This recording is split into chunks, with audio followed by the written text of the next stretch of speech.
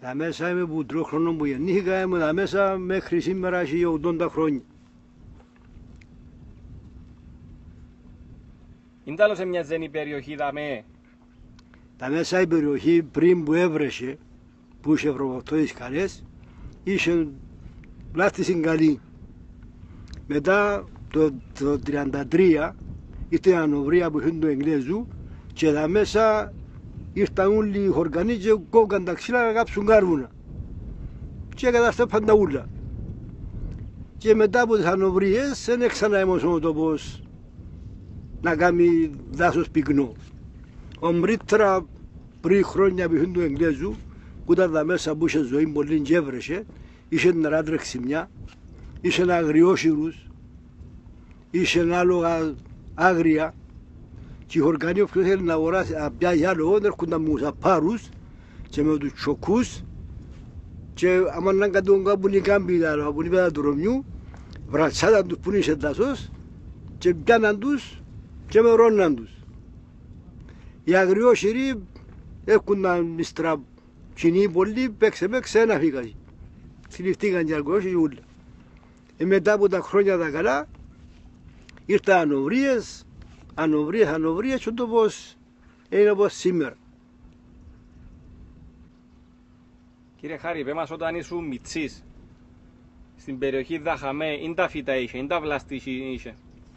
Μα την εποχή των παλιά είχε μόνο μικρή θάμνη, δεν είχε δέντρα μυάλα. Όπως είναι τώρα τα μητσά σινιέδρασια, έτσι ήταν. Που τον τρόπο που τα κόψασαν τα δέντρα και κάμαν καρβουνά, δεν ξαναβγάλαν δέντρα πιο. Και έμεινε ο τόπος όπως είναι τώρα. Και επειδή δεν έβρεχε βροχοπτώση πολύ, και όλα τα μητσά έχουν και διατηρούνται. Τα πρόβατα είναι να που τρώσει. Τα πρόβατα, επειδή δεν έχει πολύ βροχοπτώση να βγάλει φαγιά πολλά, ταΐζουμε τα τροφές και βγαίνουν και έξω ό,τι έβρουν να φάσει. Κύριε Χάρη, η περιοχή Παγιάδα με είναι τα βλαστή συνήση. Η περιοχή Παγιάδα είχαμε, είχε ωραία πεύκα και θάμνουν μητσούς. Ύστερα που θα το βρεις, καταστράφησα. Είχε μπερδίκια πολλά, ήταν οι κοινοί, τώρα έρχεται όλοι οι Κύπρο μέσα και νιούς, ένουν μπερδίκια και λαούς, δεν αφήνουν. Ενώ πριν τράιτουν μόνο οι χοργανοί, 15 όπλα οι χοργανοί έρχονταν μέσα εδώ και λαούς και μπερδίκουν πολλούς. Είπες μας ότι δεν έχει πολύ γρασίδι να φάσει, είναι να που τα ταΐζεις τα χτινά. Κρυθάρι.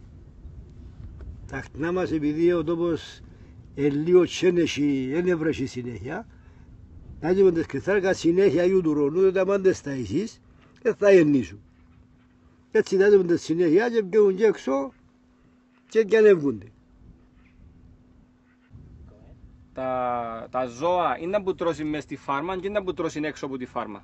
Μέσα στη φάρμα τα γίνονται πάλες και τριφύλια και σανούς και κρυθάρι και ξέρουν έξω και ανέβγονται, ανέβρουν και έξω τρώσει. Ό,τι έβρουν να φάσει. Αν έχει που να βγάλει χόρτο, που να βρέξει και έχει χόρτα, δεν τρώει χόρτα και τις πάλες τους και τα χέρατα τους και τα αγριθάρκα και περνούσαν τον χρόνο τους.